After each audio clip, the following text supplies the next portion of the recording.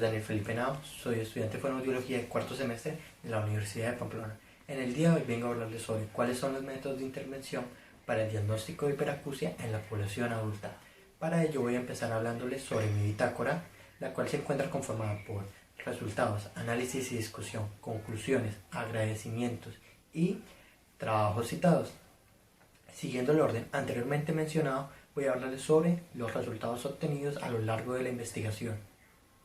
Para ello se tuvo en cuenta que las palabras clave siguieran los descriptores DESH y MESH, los cuales son hiperacusia, acúfeno, terapia, rehabilitación, diagnóstico y etiología, con los cuales se evidenció que la información disponible para responder a la pregunta de investigación era muy escasa, por lo cual fue necesario realizar un cruce de variables, los cuales fueron: el primer cruce de variables fue hiperacusia más terapia, el segundo cruce fue hiperacusia más acúfeno, el tercer cruce fue terapia más hiperacusia más acúfeno, el cuarto cruce fue diagnóstico más rehabilitación más hiperacusia, y el quinto cruce fue etiología más rehabilitación más hiperacusia. Esos cruces de variables fueron indispensables para dar respuesta a la pregunta de investigación. Se siguió la metodología de Prisma, en la cual se realiza un sesgo de información de distintas bases de datos para así tener en cuenta los criterios de inclusión y exclusión. Durante este proceso se usaron las siguientes bases de datos ordenados de mayor a menor. La primera base de datos fue PubMed, seguido por ScienceDirect, Elsevier y Cielo. Durante la primera fase de la tabla del flujo de Prisma, que es la identificación, se tomaron un total de 682 artículos, de los cuales 220 pertenecían a PubMed y 209 pertenecían a ScienceDirect, mientras que en Elsevier se encontró un total de 147 artículos y en Cielo un total de 106 artículos.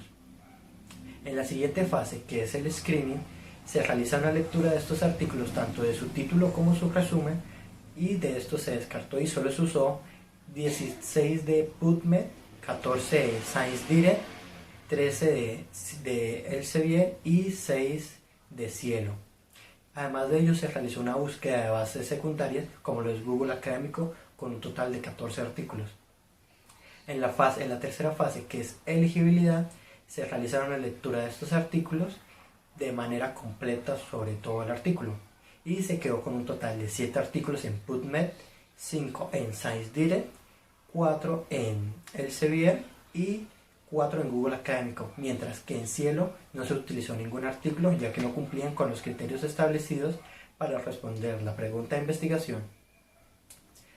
De estos artículos, 6 pertenecían a estudios de casos y ensayos, otros 6 pertenecían a revisión sistemática, 5 pertenecían solamente a estudios de casos y 3 pertenecían a metaanálisis. Esto nos dio un total de 20 artículos, que fueron usados y agregados al final del manuscrito. Ahora que ya hablamos de los resultados, voy a mencionarles mi análisis y discusión. Para ello empezaré hablando sobre la intervención de la hiperacusia. Como sabemos, la intervención es todo proceso médico que va después de realizar una evaluación oportuna del paciente. Ya puede ser un procedimiento, un tratamiento, medidas de recomendación o cuidados que debe seguir el paciente. Por otro lado, hablando desde el punto de vista de la hiperacusia, el proceso de intervención varía según las necesidades del paciente. Pueden ser desde terapias de sonido, cuidados auditivos, exposición gradual a ruidos ambientales y demás.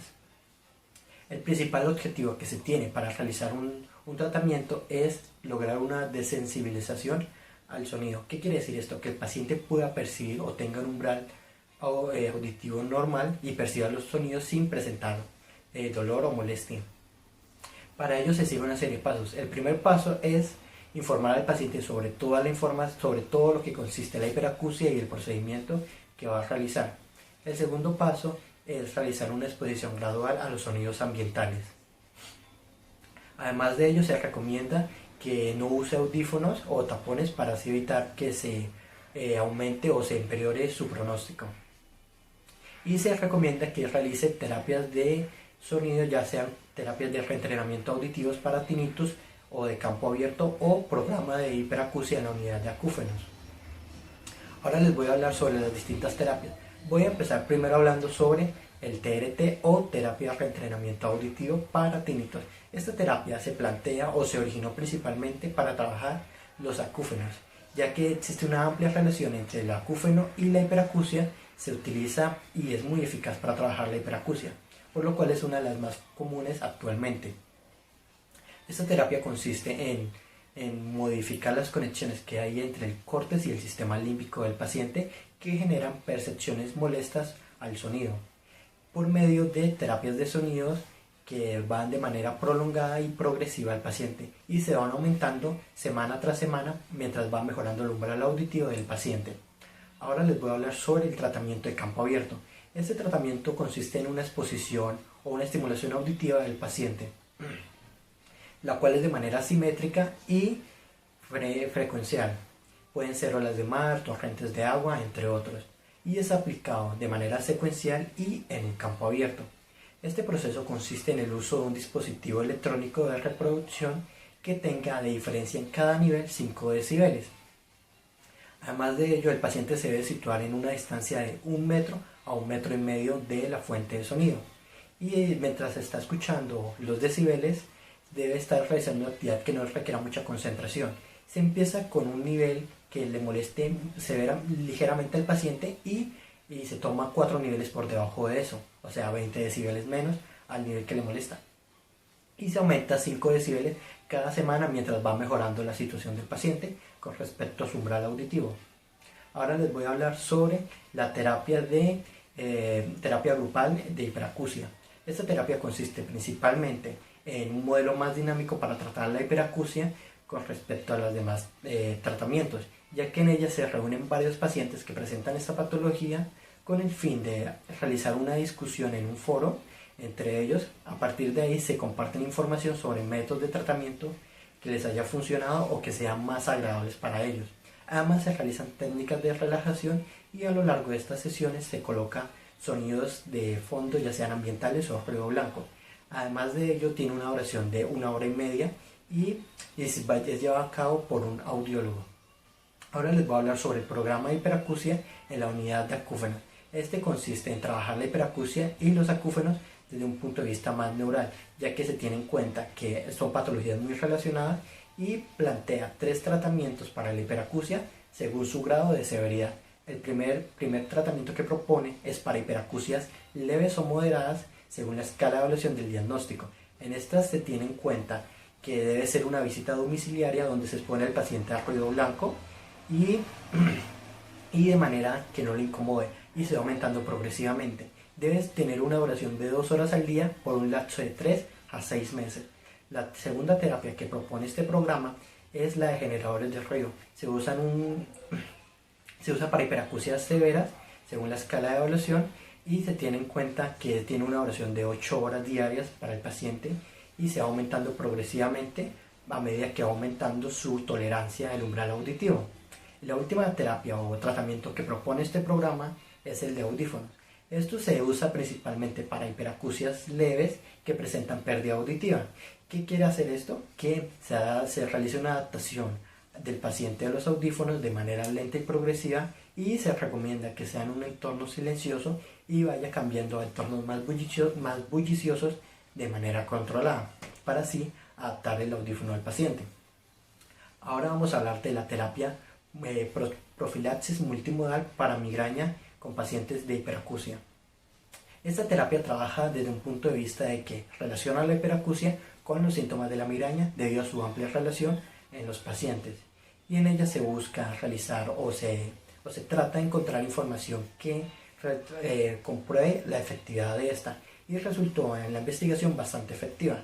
En esta se realiza una dosis de nortriptilina y verapamilo a los pacientes, los cuales resultan ser seguras y eficaces, pero aún así existe la posibilidad de un riesgo de efectos secundarios o contraindicación.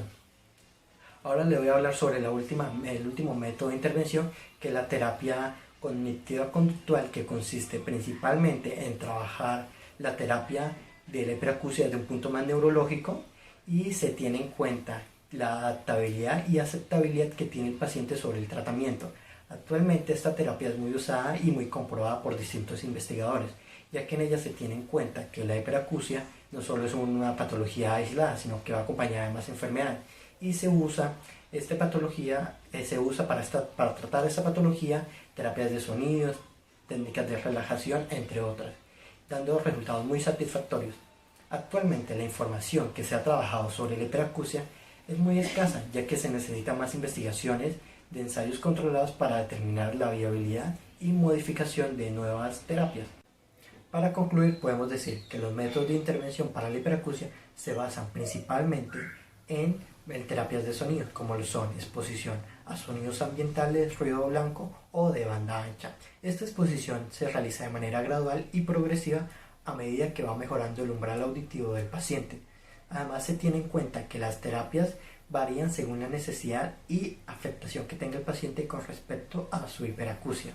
Por otro lado, estas terapias o métodos de intervención, algunos fueron principalmente planteados para trabajar patologías similares como son los acúfenos, como lo es el TRT. A partir de esta información y literatura podemos inferir que el método que tiene mayor eficacia o resultados es el de campo abierto, ya que no solo trata la hiperacusia, sino que también se encarga de la comodidad y bienestar emocional del paciente. Para finalizar esto, podemos decir que la información o las bases de datos que nos brindaron tienen muy poca información para esta temática, por lo cual es necesario realizar estudios de casos y ensayos controlados para ampliar la gama de variedad que existe con respecto a los métodos de intervención. Antes de terminar, quisiera agradecerles a Dios por permitirnos estar acá y a nuestros padres por apoyarnos en cada proceso de este trabajo, a nuestro equipo de trabajo por su gran apoyo y su gran y cálida bienvenida a este proceso de sistematización. Muchas gracias por su atención y a continuación les dejo las referencias de a donde nos basamos para este trabajo.